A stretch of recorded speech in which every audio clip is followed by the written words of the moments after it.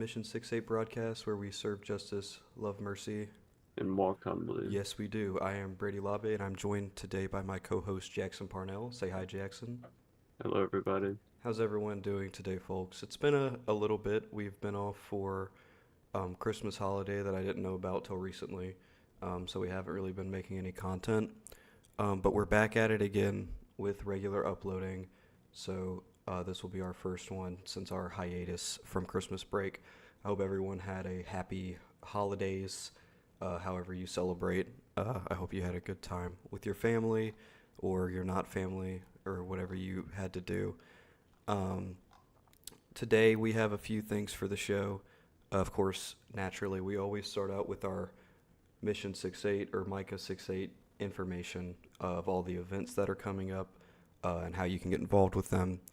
And then today is Monday, or for us it's Sunday, but it's airing on Monday, and I've decided to make Mondays Methane Mondays in alignment with our methane grant that we do at Micah 6-8. So we're going to have a little bit of an informative segment today on methane for anyone listening, and then we're going to end it off with a article by the Climate Connections that's going to be going over some numbers and I guess some statistics on the previous election and some of those exact numbers on how much fossil fuel industries were donating to certain politicians. So I think that's going to be something interesting to get into.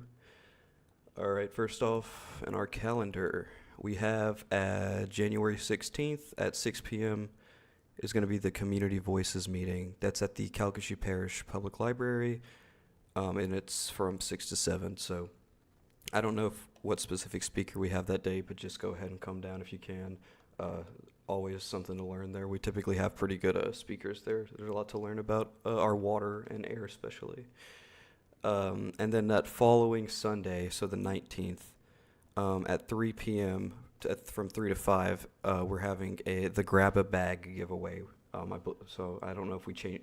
In the new year, we're changing some of the schedule and the naming, so I'm assuming that's the grocery giveaway. Regardless, it's going to be some type of giveaway Sunday the 19th. And then the Wednesday following that is going to be an eco build workshop. It's going to be mostly for the youth of the area, so younger people, but I mean, I'm sure if you're older, you can come too. That's also going to be at the Calcasieu Parish Public Library, again from 6 to 7 p.m.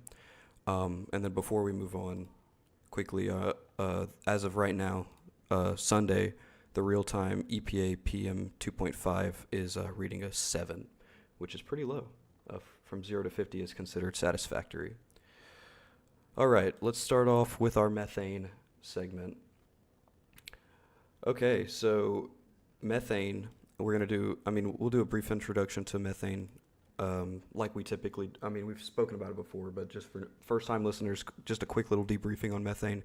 Methane is a greenhouse gas. It has 28 times the heat-tapping potential of carbon dioxide for over 100 years.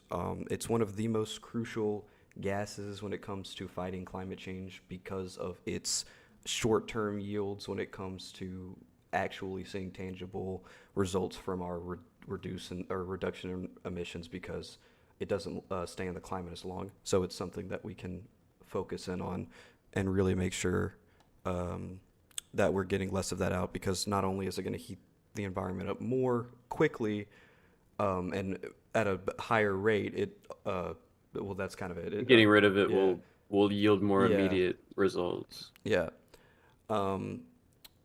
So this, and then I'm sorry. Let me announce. This is a article from where I'm getting this information from. It's E+E leader as for a sustainable tomorrow. So I just wanted. That's where I'm getting this information from. So the EPA and the DOE, they're the ones doing the initiative to reduce some methane right now. That's kind of what's going on in the federal government. It's about $850 million effort right now. And there are multiple projects, about 43, it seems, there's throughout multiple states. So that is kind of what we're doing right now to help reduce the amount of methane that the United States specifically is producing. And there are some technologies that hopefully we are going to be able to develop in the near future that will hopefully eliminate flaring emissions at all. So have to zero emission facilities to the point where we have a completely no methane going into the atmosphere at all. That would be game changing for climate change, at least for the United States' contribution to it, to get zero methane reduction. Because although carbon is, like we said before, carbon is the biggest one, methane would be a very big goal to reducing some of the bad things that are going to happen if climate change continues on the way that it's going. And then, of course, naturally, there are going to be some metrics for gauging the success of whether or not the federal government's plan is actually working. It's just specifically says in the article that they're tangible metrics, so that includes air quality improvements, job creation. So it's not just like the sheer non-methane in the air. It's also like what are the jobs that are going to be created in this grant regarding clean energy. These are going to be the metrics that they use to make sure that the $850 million is actually working. Mm-hmm. All right. But yeah, that's just kind of some of the stuff that the federal government tries to do in terms of helping out with methane. The issue is typically it doesn't always go the way that they necessarily want it to, which is a little bit of a segment into our next article. There are some very it sounds like the $850 million is a lot going towards it. It's really not. $850 million is not a ton, and the parts of our government that would typically deal with this type of environmental issues are not very well. They are robust, but they're robust in the opposite direction of the actual action that needs to be taken place. So while this is always good, we're not going to sugarcoat it. This is not going to be the most effective way of. It's not nearly enough, especially like you had mentioned. This is just the United States in terms of like broader climate change. Even like 850 million like is a drop in the bucket compared to the organizations that will work and try their absolute hardest to circumvent these precautions or just stop them outright. Yeah, and not to mention that this is federal funding, the amount of federal funding that goes into projects that are completely unrelated to the well-being of the planet and also its citizens. But let's not get too negative here. We're going to go ahead and talk about some more negative stuff, actually. So we've also talked about that. We talk about a lot of the same things because it's kind of a flat circle, the environment, politics in the United States, and even local stuff that happens. But we're going to go over some of the industry's spending during the election, leading up to the election in November. So this is the one, the Bioclimate Connections, and the headline is, the fossil fuel industry spent $219 million to elect the new U.S. government. So that's an exciting title to kick it off. I kind of just want to read the numbers from this one. That's kind of why I chose it. So let's see. Let's find the specific numbers. So they gave $24 million in campaign contributions in general. So that's to the U.S. House and Senate that are supposed to be sworn in 2 days ago. Did they get sworn in? I do think so, yeah. Oh, I was not even paying attention. I thought I would have seen that. Well, that's embarrassing. Okay. Anyway, that's They have a divided up. graphic in the article. Do you want to show that? Where is it? It's like right underneath the title. The demographic. The graphic. Oh, you want to show the Donald Trump picture? No, the breakdown of the spending. Oh, okay. Yeah. I was about to get. I was like, I don't really want to. Okay. Yeah. Okay. The infographic. So yeah, there's the 26 million. It's divided up. On the president. So that would be Trump. It was 2.2 million. So about 2,275,000. The Senate. That was 7,721,000, and 92% of that went to Republicans, 8% to Democrats. And in the House, it was 16,267,000, that was 85% to Republicans and 15% to Democrats. Um, so, I mean, I guess that kind of goes to show exactly what a party may be more More affiliated with aligned oil and gas. with, yeah, the interest of oil and gas. So I'm not going to say specifically what you should think, but some things are telling. Um, Regardless, um, the 2024 presidential election, some numbers here, saw over $4 billion in various contributions to the candidates' campaign committees and outside groups supporting them. So that's, let's see, oh yeah, the oil and gas industry specifically is what I want to focus on. They funneled in over 151 million into the election with additional spending.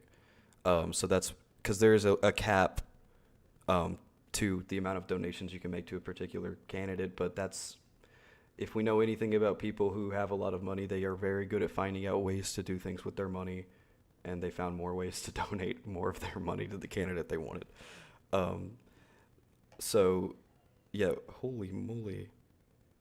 Yeah, that's it. From 2023 to 2024 election cycle, yeah, oil and gas industry gave $219 million to political party candidates. That's just a whopping amount of money. And keep in mind, a lot of that spending went to people who lost their candidacy. That's not all of that money was, or at least partial. Some of it was spent in vain. Yeah, because they also back Democrats too. The oil and gas industry will also buy Democrats as well, so just not as much as Republicans. Here, this is specifically on what I was saying earlier about the cap. The direct donation is capped at $3,300 per candidate. That's it, $33,000. And then let's see, what does it say? The sum of these different categories. Okay, so if you do individual, and then you can also do political action committees, state party committees, national party committees. You can do all of these different methods of funding, and it's going to get you about $180,000 cap for how much you're able to spend on a single politician's. But let's go into the several avenues, as the article states, that companies can use to influence elections, such as super PACs or trade associations. Oh boy, I did not know we were going to get into that. So yeah, so particularly for super PACs, to solicit and accept unlimited contribution from individuals, corporations, special interest groups, and label or organizations. Wait, hold on. What am I looking at here? Okay, it's just going over the contribution from super PACs Mm. and some of the outside spending from it. And then of course, and then it mentions the fossil fuel money and politics, the bias to Republicans that we've already mentioned before. I thought I was going to go into super PACs a little bit here. Do we want to do that really quick? I don't see. Sure. I didn't really see it. Do you want to explain that? What a super PAC is? Yeah, just a brief I definition. mean, I feel like it's important yeah, to the article. Let's see what the yeah. exact definition of if it is. If you want to start explaining it. I mean, it's basically like what it says on the tin. It's Yeah. a much more powerful version of a political action committee. Um, they have a lot more money behind them. Usually they serve almost exclusively like corporate interests. Yeah. I They have certain privileges when it comes to donations as well. It seems like it's unlimited. Yeah, So I don't even know. I didn't even know that it was unlimited. But that's this kind of stuff that you'll hear Bernie Sanders talking about all the time. That's what he complains about the most is super PACs and how they are. I mean, it is. I mean, if you think about it, it is just literally the people who want their certain politician and also have the money to do so, which the majority of us do not have that much money. So we say we all cast our vote. We cast our one vote to whoever we want, but it's not that, there's a little bit more layers to that because we do not have that much money. We don't really get that much say, but people who have multi-million dollar companies and create these super PACs to donate to the candidates who are in their best interest, typically not in the best interest of the majority of people, um, that's what ends up happening. Mm. So that's The something to keep in mind.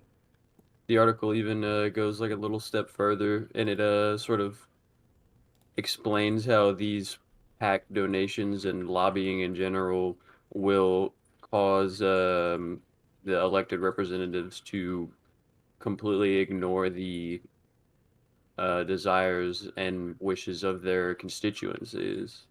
Like even whenever the people who actually elected these representatives want like climate action to be taken, uh, it's like there is a direct correlation between these representatives receiving all of this lobbying money and ignoring the will of their constituencies, Yeah, and we which see that is all the literally time. their only job. Yeah, is to look into the best interests of the people who put them in office. But I mean, and that is, I mean, guys, that is one of the main roadblocks when it comes to seeing policy that is going to actively help the majority of Americans, is that there are people who own so much capital and wealth in this country who do not have you in their best interest. Is exactly what the article is talking about, that are contributing to politicians who are also not interested in you. So I think that is a very important message in that article today, and I'm glad we went ahead and went over it. But I think we're going to go ahead and wrap it up there, unless, Jackson, you have something else to say.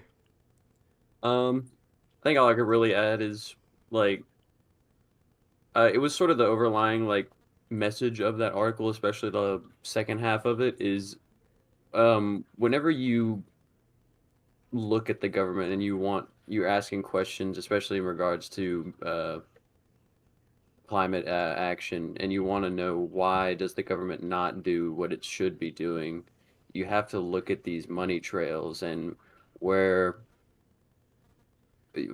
there's a reason politicians are generally pretty rich people. That's all I have to add. Yeah, outside of their wages, their typical Mm-hmm. wages. Yeah. Did Uh, you never mind. I'll yeah, we can talk we'll about that talk about that after. afterwards. Yeah. Okay.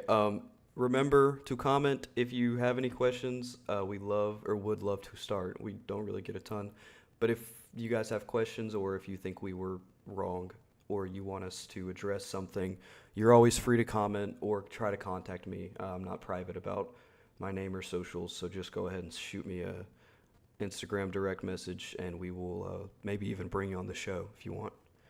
Yeah, free coming on the show to the first commenter. All right, and that's gonna be all for today. Goodbye, everyone. I hope you have a great rest of your Bye. day.